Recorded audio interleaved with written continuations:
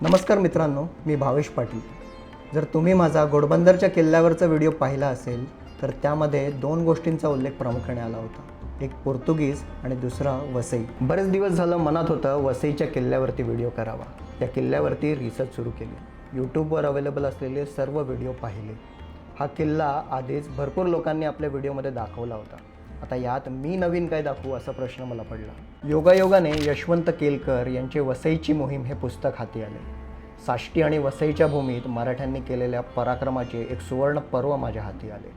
हा इतिहास वाचताना माझे मन भरून आले। मग मी या वसईच्या किल्ल्याचा नाद सोडला आणि वसईच्या मोहिमेत हात घातला।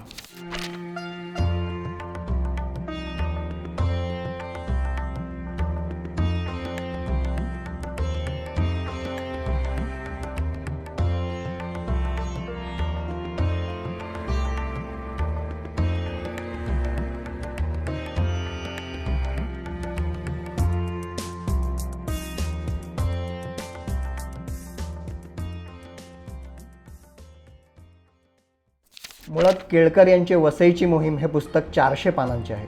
यामध्ये 48 पानांचे फक्त संदर्भ आहेत। आजवरती उपलब्ध असलेल्या सर्व कागदपत्रांचा अभ्यास करून ही कथा विस्ताराने मांडण्यात आली आहे। इतिहासकारांच्या मते आशिया खंडाच्या इतिहासात पहिल्यांदा एखाद्या पाश्चात्य सत्तेचा पाडाव करून तेथील स्थानिक सत्तेने तिला हद्दपार केले। या मराठा पोर्तुगीज संघर्षाची ठिणगी कशी आणि कुठे पेटली याची पार्श्वभूमी फार जुनी आहे। ती जाणून घेण्यासाठी आपल्याला थोडंसं मागे जावं लागेल, कारण त्याशिवाय चिमाजी अप्पांनी केलेल्या वसई विजयाचं महत्त्व आपल्याला कळणार नाही।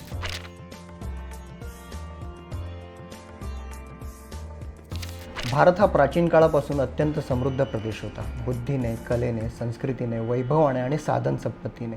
याच कारणामुळे प्राचीन काळापासून जगाचं लक्ष भारतावरती होतं आणि यामुळेच जगातील अनेक परकीय शक्तींनी भारतावरती आक्रमणं केली।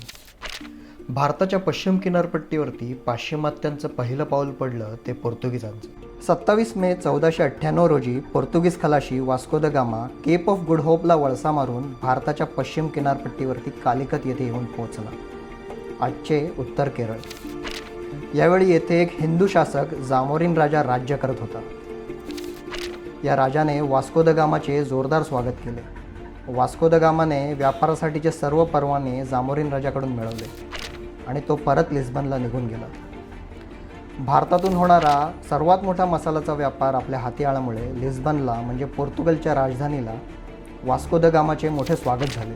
दुसऱ्या वर्षी तो पुन्हा भारताच्या किनाऱ्यावरती उतरला। त्यावेळी त्याच्या जहाजातून फक्त व्यापारी उतरले नाहीत, तर त्याने सोबत आणली होती फौज। त्याने जामोरिन राजावरती आक्रमण केले। जामोरिन राजाची हत्या करण्यात आली। व्यापाराच्या वेशात आलेले हे लोक यांचं ध्येय एकच होतं, येथे सत्ता प्रस्थापित करून राज्य करणं। वास्को द गामाच्या रूपाने या पोर्तुगीजांनी भारताच्या भूमीत जे आपले पाय रोवले ते पुन्हा काढायला 1961 साल उजाडावे लागले। भारत स्वतंत्र झाल्याच्या 14 वर्षानंतर भारतीय सैन्याला गोवा मुक्तीसाठी गोव्यावरती चालून जावे लागले। तेव्हा त्यांनी भारतातील आपली शेवटची वसाहत सोडली।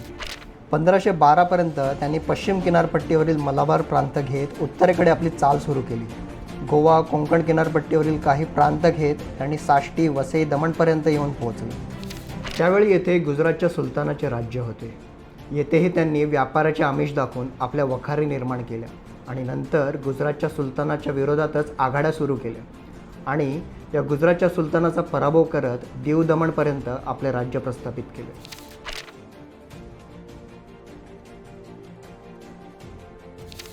प्राचीन काळी सोपारा बंदराचं जसं महत्त्व होतं तसंच काही महत्त्व या वसईच्या बंदरात पोर्तुगीजांनी निर्माण केलं।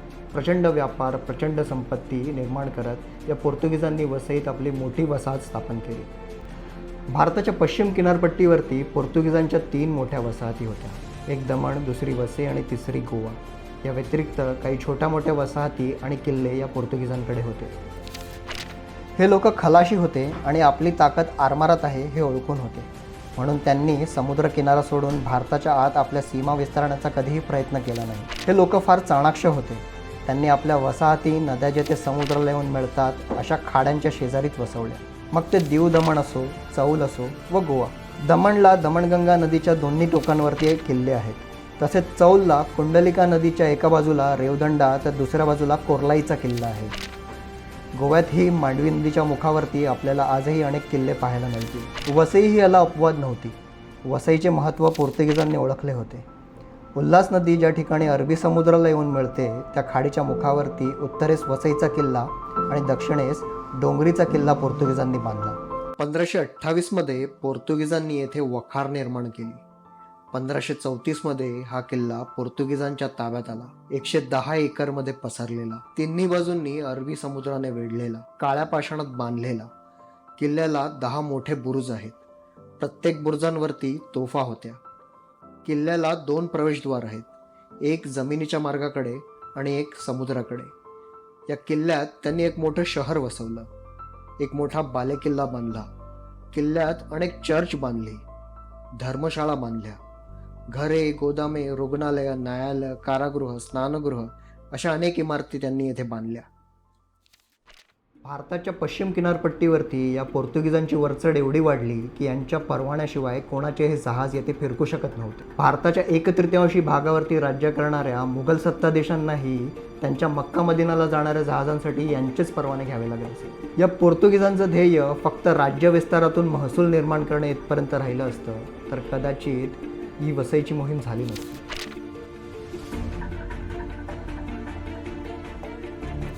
दुसऱ्यांदा वास्को द गामा जेव्हा भारताच्या किनारपट्टीवरती उतरला तेव्हा त्याच्या जहाजातून फक्त व्यापारी उतरले नाहीत, फक्त फौज उतरली नाहीत, तर उतरले अत्यंत क्रूर आणि धर्मांध असे पादरी. पोर्तुगलच्या राजावर आणि त्याच्या राजकारणावर या ख्रिस्ती पादरींचा भरपूर मोठा प्रभाव होता. तो अत्यंत कर्मठ आणि धर्मवेडा होता.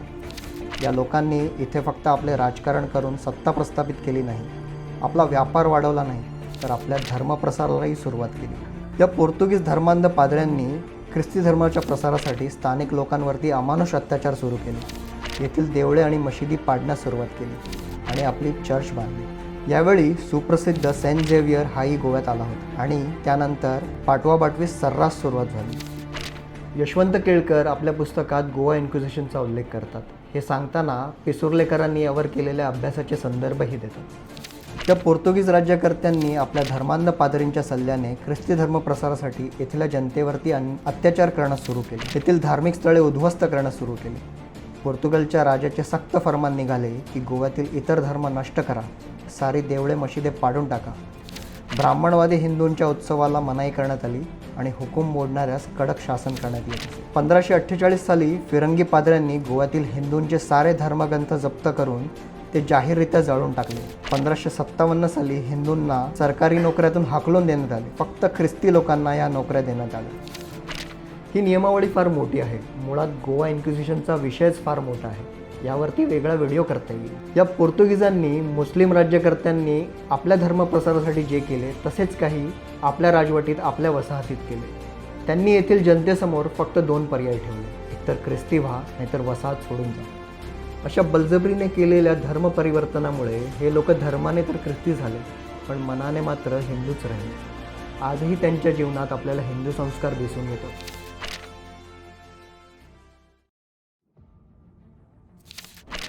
या पोर्तुगीजांची आणि मराठ्यांची पहिली लढाई ही छत्रपती शिवाजी महाराजांच्या काळातच झाली. याचं वर्णन करताना ज्येष्ठ इतिहासकार निनाद बेडेकर काय सांगतात ते पाहू. अशा सगळ्या अन्यायाला, दडपणाला आणि या धार्मिक अत्याचारांना तर ते शिवाजीराजांनी कसं दिलं आणि काय दिलं ह्याचं एक मी आत्ता जे उदाहरण आता तुम्हाला सांगणार आहे. काटा येईल तेव्हा उदाहरण ऐकून, पण हे कागदोपत्री नोंदलेलं आहे. समकालीन लोकांनी नोंदवलेलं आहे. ते काही उत्तरकालीन नंतर काही लिहिलेलं नाही आहे, समकालीन कागदपत्रातनं लिहिलेलं आहे. 1667 सालची गोष्ट आहे. शिवाजीराजे आग्र्याहून आले, इथं आजारी पडलेले होते. पण शिवाजीराजे 67मध्ये त्यांनी आदिलशाहीशी एक तह करून टाकला. ते म्हणाले गोव्यात अत्याचार चालू आहेत आणि सावंतवाडीची जी काही मंडळी आहेत ही सगळी इथं कर देतो म्हणून सांगतात आणि तिथं गोळा करायला गेलं की गोव्यात पळून जातात आणि पोर्तुगीज लोक त्यांना आश्रय देतात. याचा बंदोबस्त मला करायला वेळ पाहिजे म्हणून आदिलशाहीशी शिवाजी महाराजांनी एक तात्पुरता तह करून टाकला आणि शिवाजीराजे बारदेसमध्ये आले. गोव्याचे 3 भाग आहेत. वरचा भाग आहे त्याला म्हणायचं बारदेस, मधलं जे बेट आहे ज्याला वेल्ह्या गोवा असं म्हणतात त्याला म्हणायचं तिसवाडी आणि खाली सगळा जो भाग आहे त्याला म्हणायचं साष्टी. त्यातल्या हा जो तिसवाडी भाग आहे तिथं विझरी असायचा. विझरे म्हणजे व्हाईसरॉय असायचं तिथे. आणि त्यावेळेला गोव्यात एक नवीन विझरॉय आलेला होता, त्याचं नाव कोंदी दसा व्हिन्सेंटी, म्हणजे काउंट ऑफ सेंट व्हिन्सेंट असा तो तिथं आलेला होता. ह्या काउंट ऑफ सेंट म्हणजे कोंदी दसा व्हिन्सेंटीने गोव्यात एक हुकूम काढला तिसवाडीमध्ये. तो हुकूम असा होता की इथं फक्त रोमन कॅथलिक्स लोक राहतील इथं गोव्यात तिसवाडी. म्हणजे थोडक्यात म्हणजे तुमची इस्टेट जर का वाचवायची असेल तर तुम्हाला रोमन कॅथलिक व्हावं लागेल, आणि तुम्हाला जर का धर्म वाचवायचा असेल तर इस्टेट सोडून गोव्यातनं निघून जावं लागेल. असा एक अल्टरनेटिव्ह त्यांनी दिलेला होता लोकांना. लोक हवालदिल झाले. आधीच 2-3 हजार लोक कन्वर्ट झालेले होते. बाकीचे लोक घाबरलेले होते, करायचं काय आता. पण त्यांच्या सुदैवाने शिवाजी महाराज त्यावेळेला बारदेसमध्ये आले. कुणीतरी या लोकांना सांगितलं, अरे जा, शिवाजी महाराज आलेत, तुमचं गाऱ्हाणं काय असेल ते त्यांना जाऊन सांगा तुम्ही. हे लोक शिवाजी महाराजांच्याकडे आले आणि त्यांनी सांगितलं गोव्यात अत्याचार चालू आहेत. आता एक नवीन हुकूम काढला आहे की इस्टेटी टाकून निघून जा, वाचवायचे असतील तर त्यांचा धर्म स्वीकारा. शिवाजीराजे म्हणाले असं. त्याने आपल्या लोकांना सांगितलं गोव्याच्या सरहद्दीतलं एक गावच्या गाव उचलून लोकांच्या सकट पकडून आणायचं. आणलं. 1500 लोक आहेत. मर्द औरत कच्चे बच्चे असं लिहिले. तहच आहे तो, त्याला मी काय करणार. 67 चालतं तहच आहे. हीच वाक्य आहेत, शब्द आहेत. मर्द औरत कच्चे बच्चे. वेंगुर्ल्याचे डच म्हणत आहेत त्याच्यात 800 बायकाच होत्या म्हणून. काही असतील कमी जास्त त्या सगळ्या. पण ही सगळी मंडळी पकडून आणली. त्याच्यात 4 जेसवाईट पाद्री होते. त्यांच्यातसुद्धा खूप पंथ आहेत, फ्रान्सिस्कन, डॉमिनिकन्स वगैरे. हे जेसुइट्स आहेत ना, ते अत्यंत कडवे सगळे लोक. तर कुणीतरी शिवाजी महाराजांनी सांगितलं ते गोव्यात हुकूम काढला ना तो, त्याच्यात हे 4 पाद्री सामील होते त्याच्यात. शिवाजीराजे म्हणाले त्यांना पुढे घेऊन ये इकडं. आणलं त्यांना पुढे. महाराजांनी सांगितलं त्यांना विचारा, तुम्ही आता आमच्या भूमीवर उभ्या आहात इथं, असं आमचा धर्म स्वीकारताय का असं विचारत आहे. लोकांनी विचारलं. ते म्हणाले नाही, आम्ही नाही होणार, आम्ही कन्वर्ट होणार नाही. शिवाजीराजे म्हणाले नाही म्हणतायत ना, या 4 पाद्र्यांची मस्तकं मारा आणि द्या गोव्यात पाठवून त्या विझरेईकडं. त्या 4घांची मस्तकं मारली आणि त्या विझरेईला पाठवून दिलं की नंतर तत्क्षणी त्यांनी तो हुकूम मागं घेतला ताबडतोब कन्वर्ट. या मोहिमेत छत्रपती शिवाजी महाराजांनी बारदेस हा प्रदेश लुटून नेला आणि येथे पोर्तुगीजांनी तोडलेल्या सप्तकोटेश्वर मंदिराचा जीर्णोद्धारही केला. ज्या पोर्तुगीजांनी आपल्या धर्मांधतेच्या हट्टेने हे मंदिर पाडलं होतं, त्याच हट्टाने छत्रपती शिवाजी महाराजांनी हे मंदिर पुन्हा बांधले. आता साष्टी आणि वसई याला अपवाद नव्हती. एकट्या वसईत 1557पर्यंत 9400 लोकांना सक्तीने बॅप्टिझम देण्यात आले. कान्हेरी आणि मंडपेश्वरच्या लेण्याही याच लोकांनी तोडल्या.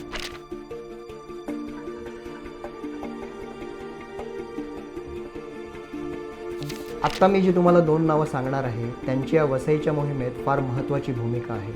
एक अंजुरकर नाईक कुटुंब आणि दुसरे कावळे कुटुंब. ज्यावेळी पोर्तुगीजांनी साष्टी घेतली त्यावेळी वांद्रे या प्रांताचे अंजुरकर नाईक हे सामंत म्हणजे जमीनदार होते, तर मालाड आणि अंधेरी या भागाचे कावळे कुटुंब हे जमीनदार होते. पोर्तुगीजांनी या दोन्ही कुटुंबांसमोर तेच 2 पर्याय ठेवले, एकतर ख्रिस्ती व्हा नाहीतर साष्टी कायमची सोडा. या लोकांनी आपला धर्म जोपासण्यासाठी आपलं घर, आपला संसार, आपलं राज्य सोडून साष्टीचं बेट सोडलं. या वसईच्या मोहिमेसाठी मराठ्यांना जर कोणी प्रवृत्त केलं असेल तर या 2 कुटुंबांनी. यांनी शिवाजी महाराजांपासून पोर्तुगीजांच्या धर्मछळाबद्दल मराठ्यांशी बोलणे लावले. यावेळी बुधाजी नाईक हे या कुटुंबाचे प्रमुख होते. हा पत्रव्यवहार आपल्याला साष्टीची बखर या पुस्तकात मिळेल. ही बखर ही अंजुरकर नाईक यांच्या कुटुंबानेच लिहिली आहे. छत्रपती शिवाजी महाराजांचं स्वराज्य हे आत्ता निर्माण होत होतं. सामना थेट मुघलांशी होता. म्हणून कदाचित छत्रपती शिवाजी महाराजांना या प्रकरणात लक्ष देता आले नाही. याशिवाय शिवाजी महाराजांनी या पोर्तुगीजांबरोबर सलोख्याचं धोरण ठेवलं होतं, कारण मराठ्यांचं आरमार अजून तयार व्हायचं होतं आणि हे आरमार तयार करताना आपल्याला पोर्तुगीजांची मदत हवी होती.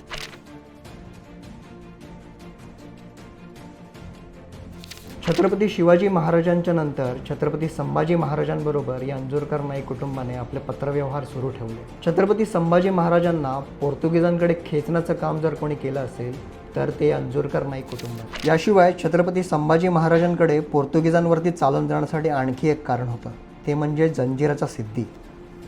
हा सिद्धी तर स्वराज्याला लागलेला पाण्यातला उंदीर होता. तो जंजिरातून बाहेर येत कोकण किनारपट्टीवरील स्वराज्यात लूटपाट करत, गुरे पळवत, गावातील मुली बायका पळवून त्या मस्कतला नेऊन विकत. आणि जेव्हा मराठे याचा बंदोबस्त करण्यासाठी जंजिऱ्यावरती स्वारी करत तेव्हा त्याला हे पोर्तुगीज आणि इंग्रज मदत करत. यांच्याकडून येणारी ही रसद त्याला मराठ्यांविरुद्ध लढण्यासाठी ताकद देत होती. याचाच राग छत्रपती संभाजी महाराजांच्या मनात होता. या पोर्तुगीजांचा कायमचा बंदोबस्त करण्यासाठी छत्रपती संभाजी महाराजांनी गोव्यावरती आक्रमण केले. हा हल्ला एवढा मोठा होता की जवळपास संपूर्ण गोवा हा महाराजांच्या हाताखाली आला. आता फक्त शेवटचा हल्ला करून या पोर्तुगीजांचे भारतभूमीतून कायमचे उच्चाटन करून टाकायचे राहिले होते. या पोर्तुगीजांचं नशीब म्हणा की स्वतः औरंगजेब हा दक्षिणेच्या स्वारीवरती उतरला आणि महाराजांना ही मोहीम अर्धवट सोडून उत्तरेस यावे लागले. छत्रपती संभाजी महाराज परत गेले म्हणून ओल्ड गोव्यातील त्या चर्चमध्ये पोर्तुगीजांनी एक मोठी प्रार्थना केली.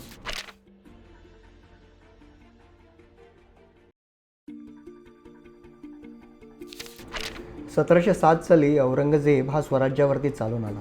त्याने छत्रपती संभाजी महाराजांना पकडलं आणि त्यांचा वध केला. यानंतर छत्रपती शाहू महाराज मुघलांच्या कैदेत पडले. राजाराम महाराज आणि महाराणी ताराबाई यांनी स्वराज्याचा लढा पुढे सुरू ठेवला. औरंगजेबाच्या मृत्यूनंतर मराठ्यांचे आपापसातले वाद वाढावे म्हणून छत्रपती शाहू महाराजांना मुघल कैदेतून सोडून देण्यात आले. शाहू महाराज छत्रपती होऊन मराठ्यांच्या गादीवरती आले. त्यावेळी सर्व सत्ताधीशांनी त्यांचे स्थान अधोरेखित करण्यासाठी आपापले प्रतिनिधी नजराने घेऊन त्यांच्या दरबारात पाठवले. पण पोर्तुगीजांनी हे कधीही केले नाही. यासाठी छत्रपती शाहू महाराजांनी पोर्तुगीजांबरोबर पत्रव्यवहारही केला. पण पोर्तुगीजांनी आपल्याकडे अशी कोणतीही पद्धत नाही असे सांगून या गोष्टीची टाळाटाळ केली. हे लोक छत्रपती शाहू महाराजांना मुघलांचा मांडलिक राजा मानत होते. याउलट जेव्हा छत्रपती शिवाजी महाराजांचा राज्याभिषेक झाला होता त्यावेळी पोर्तुगीजांनी नजराने पाठवले होते. ही पोर्तुगीजांविरुद्धची कुमक छत्रपती शाहू महाराजांच्या मनात कायम राहिली होती. आता या अंजूरकर नाईक कुटुंबाने हा पत्रव्यवहार छत्रपती शाहू महाराजांबरोबरही सुरू केला. यावेळी स्वराज्याची सूत्रे हे पेशवे हाकत होते. स्वराज्याचा खरा विस्तार जर कोणाच्या कारकिर्दीत झाला असेल तर ते थोरले बाजीराव पेशवे यांच्या. एकही लढाई न हारलेला हा सेनापती. यावेळी मराठ्यांची आरमार ही आपल्या विजयाच्या उच्च शिखरावरती होते. अलिबागपासून ते विजयदुर्गपर्यंतची कोकण किनारपट्टी आंग्रे यांच्या आधिपत्याखाली होती. पण ते मराठ्यांचे मांडलिक नव्हते आणि त्यांना पेशव्यांचे राज्यही मान्य नव्हते. ते स्वतंत्रपणे आपला कारभार करत होते. आता या कोकण किनाऱ्यावर जहाजांसाठी इंग्रज, डच, पोर्तुगीज, सिद्धी यांना आंग्रेंचा परवाना घ्यावा लागत असे. या आंग्रेंना कायमचे मिटवण्यासाठी इंग्रज, पोर्तुगीज आणि सिद्धी या तिघांनी आघाडी उघडली. या तिघांचाही एकत्र सामना करणे आंग्र्यांना अशक्य होते.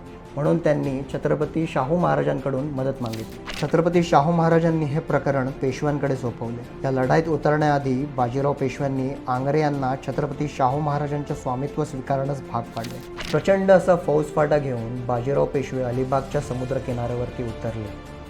बाजीराव पेशव्यांच्या पराक्रमाची ख्याती हे सर्व विरुद्ध सत्ताधीश जाणून होते. हे सर्व पाहता ही सर्व लोक सरळ तहाला उतरली. या तहात काही महत्त्वाची कलमे होती.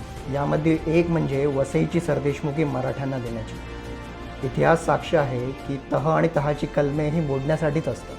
पोर्तुगीजांनी हा तह कधीही पाळला नाही. अत्याचार करून केलेली धर्मांतरं, अंजूरकर आणि कावळे कुटुंब यांचे बंड आणि असंतोष, शाहू महाराजांचा झालेला अपमान आणि पोर्तुगीजांनी तोडलेला तह या चार गोष्टी कारणीभूत ठरल्या वसईच्या मोहिमेसाठी. या मराठ्यांनी पोर्तुगीजांचे उत्तर फिरांगणातून उच्चाटन करण्यासाठी या मोहिमेची कशी आखणी केली, मराठ्यांच्या जोरदार हल्ल्यांना या पोर्तुगीजांनी कसा प्रतिकार केला आणि वसईचा पाडाव करायला मराठ्यांना 2 वर्ष का लागली, हे जाणून घेण्यासाठी आम्ही भेट देण्याचा प्रयत्न केला त्या प्रत्येक किल्ल्याला ज्याचं महत्त्व या मोहिमेत होतं. अगदी वांद्रेच्या किल्ल्यापासून ते दमनच्या किल्ल्यापर्यंत या उत्तर फिरंगणात मराठे जिथे जिथे लढले तिथे तिथे जाऊन तो इतिहास आपण लोकांना दाखवावा असे वाटले आणि ही छोटीशी डॉक्युमेंटरी तयार झाली.